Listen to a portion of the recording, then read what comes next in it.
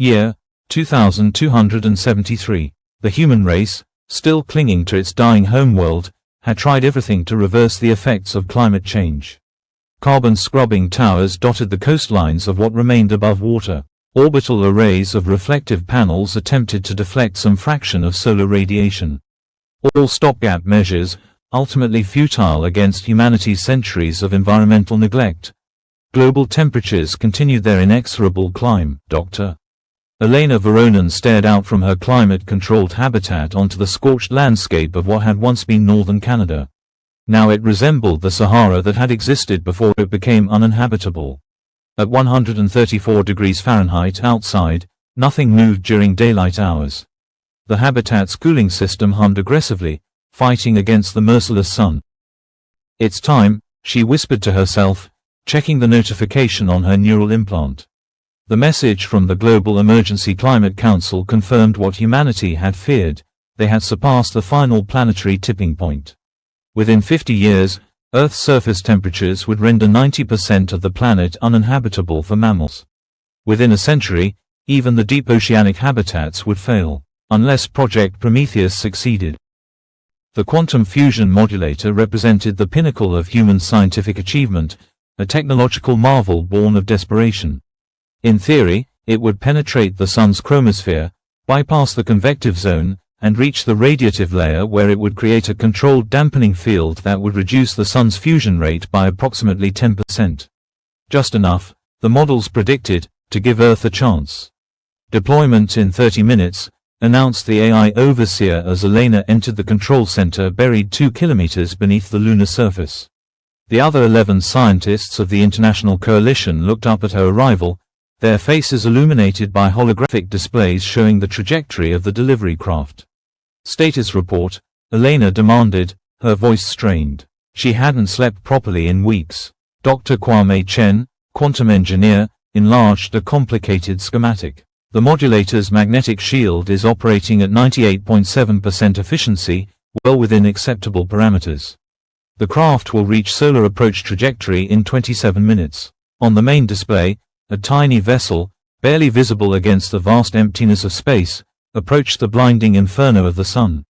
Inside it, the most complex machine ever constructed by human hands, the culmination of 3 decades of research and the last great hope of humankind. Elena studied the telemetry, her heart pounding. "Are we sure about this? Really sure?" Nobody answered. They weren't sure. How could they be? But with extinction the only alternative, certainty was a luxury humanity could no longer afford. The quantum fusion modulator penetrated the sun's outer layers on July 14, 2273, at 9:23 a.m. Central Time. Initially, everything proceeded according to plan. The craft's magnetic shield held against the immense pressures and temperatures as the modulator deployed, establishing its damping field precisely at the calculated depth. For the first time in human history, mankind had altered a star. 3 weeks later, the first measurable effects were detected. Solar output had decreased by 8.2%, very close to the target of 10%. Global temperatures began to stabilize.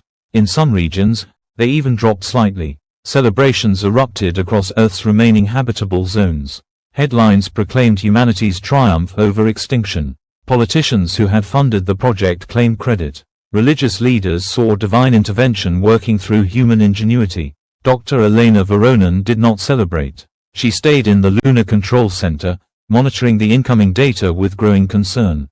"The dampening field is expanding," she told the Emergency Council meeting on August 23.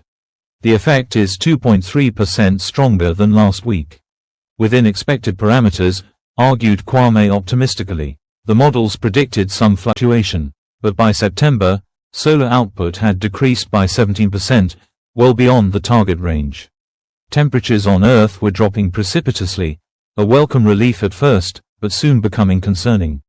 The damping field continued to expand, and worse, it appeared to be self-reinforcing.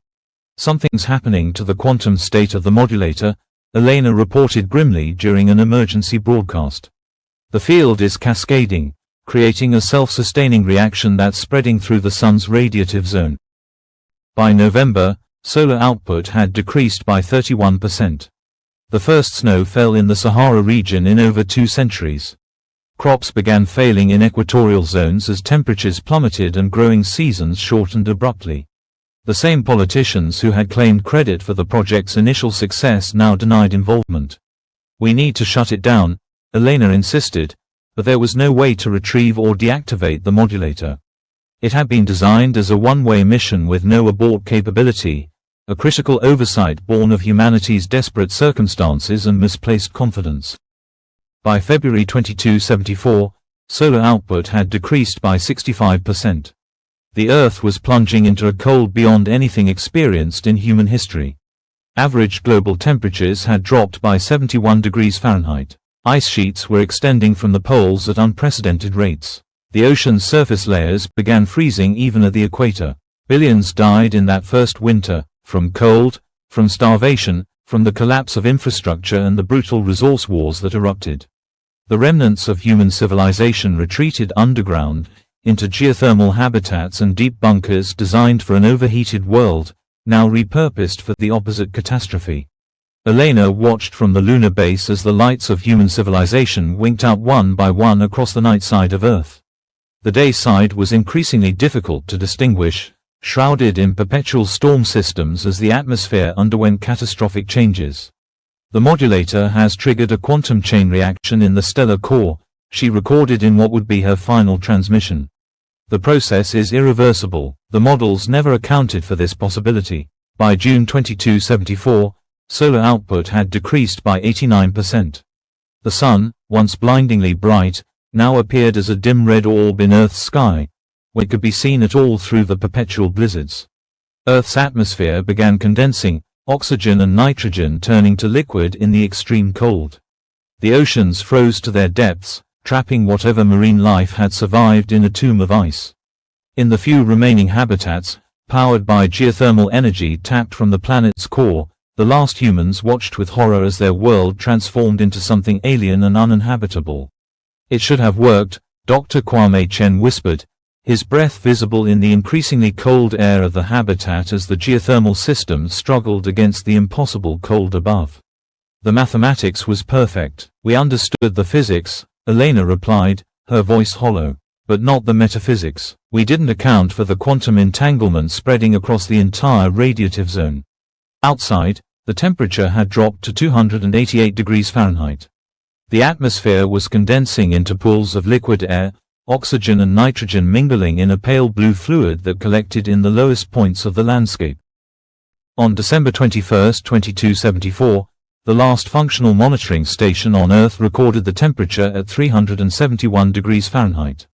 The atmosphere had almost entirely liquefied or solidified, leaving a thin haze above a frozen, dead planet. And then, at 10:14 p.m. Central Time on January 17, 2275, the unthinkable happened. The sun, the eternal fire that had birthed the solar system, that had nurtured life on Earth for 4 billion years, blinked out, with only a huge black disk remaining against the stars of the perpetual night sky. The quantum cascade had reached a critical threshold. In a process that defied conventional astrophysics, the fusion reactions that powered the sun didn't just slow, they reversed. In less than an hour, the sun's visible disk contracted to a fraction of its size, its light dimming to a faint pinprick before disappearing entirely. Only a black disk remained against the stars. Earth, along with the entire solar system, was plunged into absolute darkness.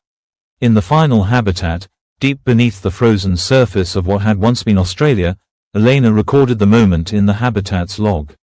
The habitat's geothermal taps were freezing as the planet's heat dissipated into space without the sun's energy to replenish it.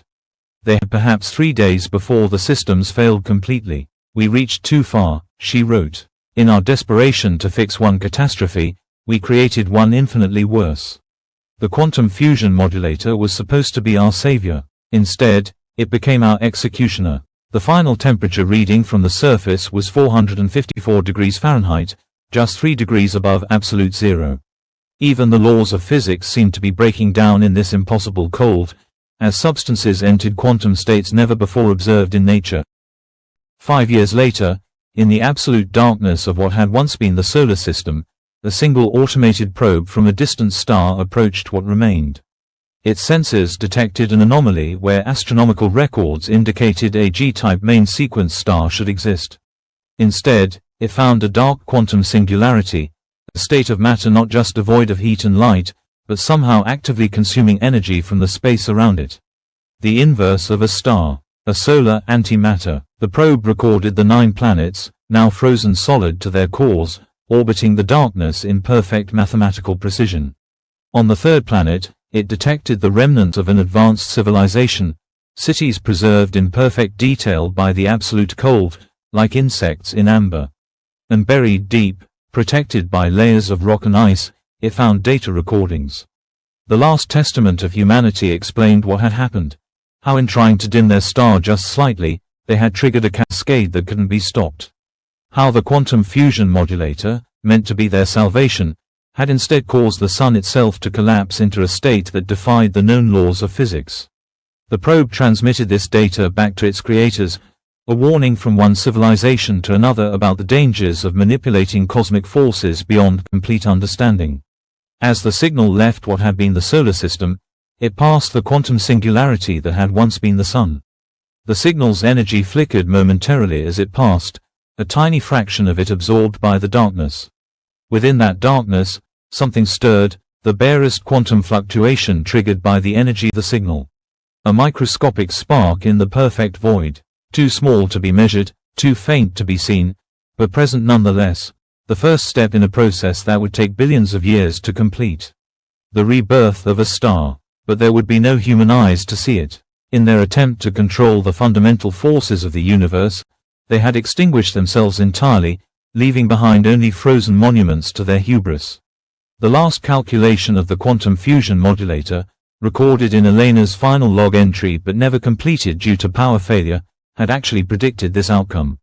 The sun hadn't died permanently, it had entered a regenerative phase, a cosmic reset that would eventually lead to its rebirth, stronger than before.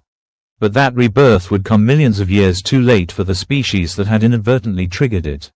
In the perfect darkness and cold of what had once been Earth, nothing moved. Nothing lived. Nothing remained except the memory of a civilization that had reached for the stars and, in doing so, had extinguished their own.